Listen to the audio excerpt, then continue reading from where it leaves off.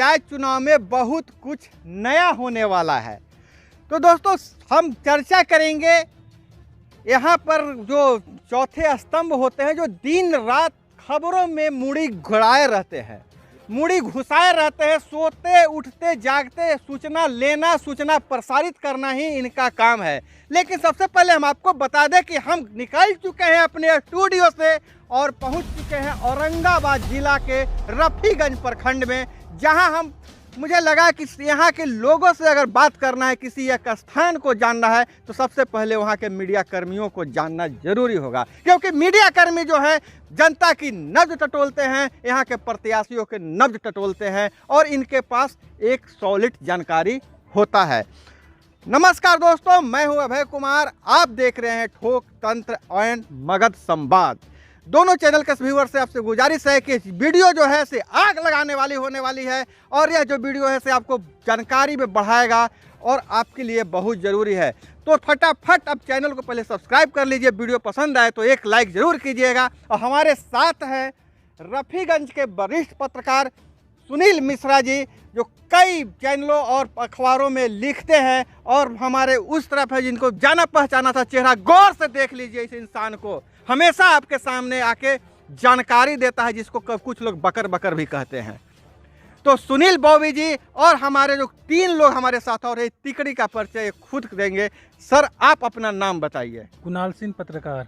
कुणाल सिंह जी हैं। और आप कौन है सर? मेरा नाम संदीप कुमार हुआ, पत्रकार। आप सर?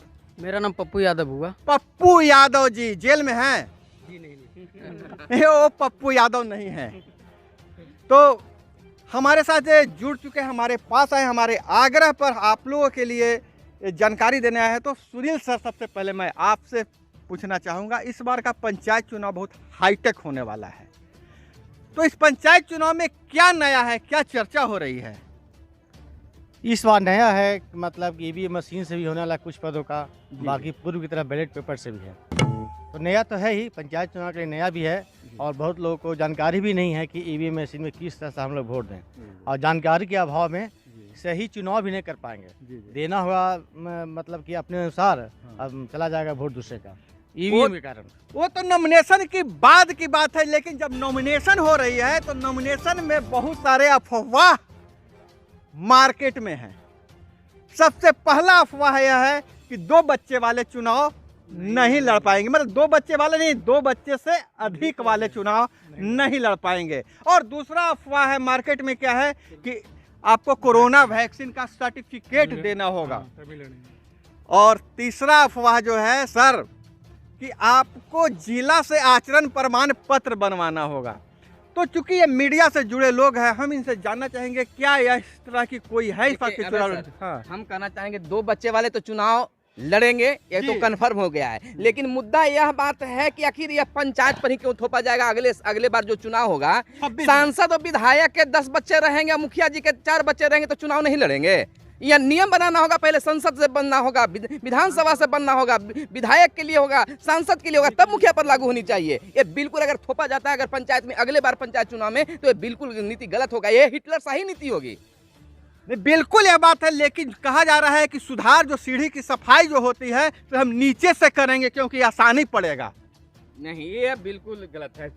लीजिए, क्या सीढ़ी की सफाई नीचे से करने से ज्यादा आसानी होता है?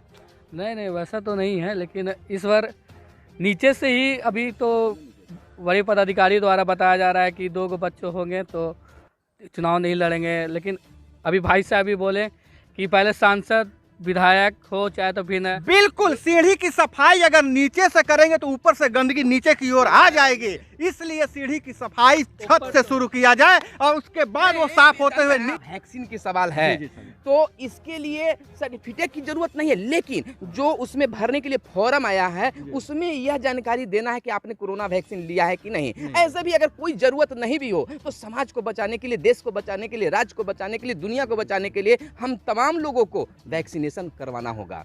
यह अपील भी हमारे व्यूअर्स के लिए होगा। जी जी बिल्कुल बिल्कुल। क्या आपको क्या लगता है? बहुत ही अच्छा है, मतलब जांच होना ही चाहिए।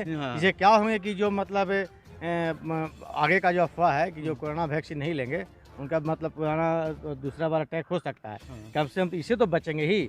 लेकिन चुनाव आ रहा है, मतदाताओं को प्रशिक्षित होना बहुत जरूरी है। लेकिन एक सवाल और उठ रहा है कि इस बार जो है पंचायतों में ज्यादा युवा चेहरा आ रहे हैं, और तो क्या युवा चेहरा आकर इस समाज के हर गांव के गली का विकास करा पाएंगे? युवा से ही पूछ लेते हैं। देखिए बहुत देख रहे हैं कि हर क्षेत्र में आज युवा, को बताइए, आज देखिए कि हर क्षेत्र में युवा बढ़ चढ़कर हिस्सा ले रहे हैं। जैसे हम ही लोग खुद है जो पत्रकारिता क्षेत्र में हिस्सा ले रहे हैं, इसी तरह से हमारे प्रखंड क्षेत्र के कई युवा जो हैं से बढ़ चढ़कर हिस्सा ले रहे हैं।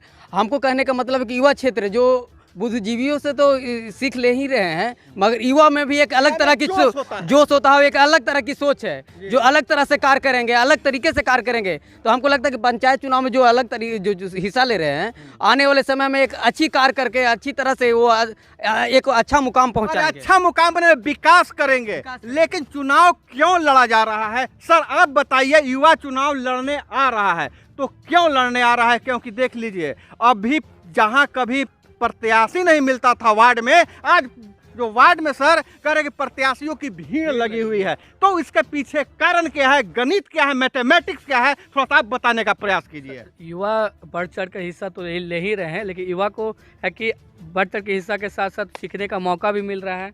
और अगर आएंगे, अगर जीत जाएंगे तो उनको किताबी ज्ञान हो गया, व्यवहारिक बात बताइए, क्यों आ रहे हैं? हम बता रहे हैं, थोड़ा सा लीजिए। कि देखिए, अब मुख्यमंत्री जी जो हैं, जब उनसे एक वार्ड कमिश्नर मिलने गए कि मुखिया जी तो हमको में समझते ही नहीं है, पीछे पीछे लबड़ स्टाम्प समझते हैं। तो उन्होंने कहा कि कौन सा काम करवाए हैं, तो ये मुखिया जी करवा दिए हैं, हमसे हस्ताक्षर ले लिए। तो कहा कि तो वो काम अधूरा हो गया। जब तक अगर वार्ड कमिश्नर की उसमें भूमिका नहीं रहेगी, वार्ड सदस्य कमिश्नर बोला जाता है हमसे, तो वार्ड सदस्य की भूमिका नहीं रहेगी तो वह काम अधूरा हो जाएगा। तो सरकार जो है महाशय, उनको जो जनप्रतिनिधि से 48 घंटा काम लेता है, दिन में 24 घंटा होता है, और पेमेंट के नाम पर 500 रुपया देती है, उसके बाद कहती है कि हम आपको काम करवाने के लिए। पॉइंट देखिए, ना तो मुखिया जी का बढ़ा, हाँ। और ना पंचायत समिति सदस्य के बढ़ा, ना जिला परिषद के, वार्ड कमिश्नर के। मुख्यमंत्री जी का मानना है कि हम वार्ड कमिश्नर को पावरफुल बनाएंगे। हाँ। तो पावरफुल जब बनेगा, और निश्चित तौर पर सर, अगर वार्ड को पावरफुल बना दिया जाए तो निश्चित तौर हर वार्ड में काम होगा। अभी भी देखिए, नल जल योजना जो लाया गया है, उसमें भी टोटल जिम्मा वार्ड को दिया गया है। और निश्चित तौर पर अगर कोई भी वार्ड अगर एक बार जीत जाए, नल जल योजना को सुधार दे, हर घर में अगर नल का पानी पहुंचा दे, तो उसको कभी हारना ही नहीं है। लेकिन वैसा कोई करता नहीं है। आजादी सर, मैं बता दे रहा हूँ सर, यहाँ पर सारे पत्रकार लोग हैं, क्या वार्ड को आजादी मिली है? क्या मुखिया जी का नियंत्रण नहीं है? क्या ब्लॉक में बैठे बीडीओ साहब नियंत्रित नहीं करते हैं उस योजना को? क्या सर, जो वार्ड जो नल जल योजना क्रियान्वयन के लिए काम कर रहे हैं, क्या वो स्वतंत्र हैं? बिल्कुल स्वतंत्र नहीं है वो। वार्ड जो काम कर रहे हैं उन पर मुखिया जो है, मुखिया जी का भी दबाव है और बीडीओ साहब के दबाव है। अभी भी वार्ड सदस्य है वो स्वतंत्र नहीं है, मुखिया और बीडीओ का दबाव उस पर चल रहा है, जिसके कारण अच्छे काम नहीं हो रहे हैं। कैसे स्वतंत्र कैसे हैं? आप बता रहे हैं स्वतंत्र है। हाँ। अगर हम चाहेंगे कि हम खुद से काम करवाएं, तो हम करवाएंगे। हम मुखिया को बात क्यों सुनेंगे और वीडियो की बात क्यों सुनेंगे? क्योंकि हम यहाँ का प्रतिनिधि करते हैं, हम प्रतिनिधि बने हुए हैं। तो हम वीडियो मुखिया की बात क्यों सुनेंगे? जब हमें वार्ड के लिए जिताया है जनता के लोगों ने, तो हम अपना ना काम करेंगे, हम अपने थ्रू करेंगे। अच्छा, ये बताइए कि पैसा किन के खाता में आता है, वार्ड साहब के खाता में कि मुखिया जी के खाता में? ये तो आता सर वार्ड सदस्य के ही खाता में। यहाँ पर लचीलापन, आप अपने अधिकार को नहीं समझिएगा तो लचीलापन आएगा। अधिकार वार्ड नहीं समझते हैं। दूसरी बात, एक चीज और मुख्य बात है, लोग अपना अधिकार को समझते हैं लेकिन कर्तव्य को नहीं समझते हैं। क्या सर? बिल्कुल। अधिकार और कर्तव्य दोनों को समझने की जरूरत है, तब जाकर विकास होगा। और वार्ड को तो इतना अगर पावर है कि वो विकास करा सकता है, लेकिन हम अपने अधिकार को नहीं समझ पाते। एक बात, वार्डों की मांग सुन ली सर, पैसा आता है मुखिया जी के खाता में, मुखिया जी के हस्ताक्षर से वार्ड के आमन समिति के खाता में जाता है। वार्ड की अगर पावरफुल की बात कर रहे हैं तो मुखिया प्रतिनिधि आपको गाली देंगे। नहीं, मुखिया जी को ये छोटे मोटे कामों से मुक्त कर दिया गया है। मुखिया जी अब हॉस्पिटल बनाएंगे, स्टेडियम बनवाएंगे। सीधा अकेले वार्ड सदस्य का अकेले खाता नहीं होता है जी जी, उसका जो बनाया गया समिति का होता है, उसमें सभी का नियंत्रण है, जिसके कारण वार्ड सदस्य स्वतंत्र नहीं है। और दूसरे जानकारी के अभाव है, जानकारी अभाव के कारण, और अलग से खाता पर इनका पैसा आता व्यक्तिगत, तो वार्ड स्वतंत्र रहते, लेकिन उसमें समिति को उसमें लागू कर दिया गया है और उस वहाँ पैसा आता है, जिसमें कई समितियाँ सचिव बनाई गई है, उसमें मुखिया जी भी है, उसमें बीडीओ साहब का निर्देश है लेकिन अकेले इनके खाते में पैसा नहीं आता। अगर अकेले वार्ड सदस्य खाता में पैसा आता तो ये स्वतंत्र रहते। यही कारण है कि स्वतंत्र नहीं है। तो स्वतंत्र उनको होना चाहिए कि नहीं होना चाहिए? बिल्कुल स्वतंत्र है। अगर वार्ड वो अपना अधिकार के लिए अपना क्षेत्र से चुनाव लड़े हैं और अपना जीते हुए हैं जनता के अति से बहुमत से, उनको बिल्कुल स्वतंत्र। वो स्वतंत्र नहीं है तो एक बार चुनाव जो वार्ड से लड़ जाता है दोबारा उसकी इच्छा नहीं होती है, क्योंकि हर तरह से उसको प्रेशर दिया जाता है। हम जैसे बोल रहे हैं वैसे करो, ऐसा थोड़ा सिस्टम चलता है। लेकिन अगला को प्रेशर देता है वो भी बेचारा ममरा जाता है, जो भी कहिए ममरा जाता हाँ, है, बिल्कुल एकदम करोड़ हो जाता है एकदम। इसी वजह आपको यही जो इतनी बातों से समझ में आई कि अगर लोकतंत्र को सही में गांव में स्थापित करना है, गांधी जी का ग्राम स्वराज लाना है, तो जो चुने हुए प्रतिनिधि है उनको ज्यादा स्वच्छता देना होगा और जो आम जनता है उनको मतलब जागरूकता उनमें होनी चाहिए।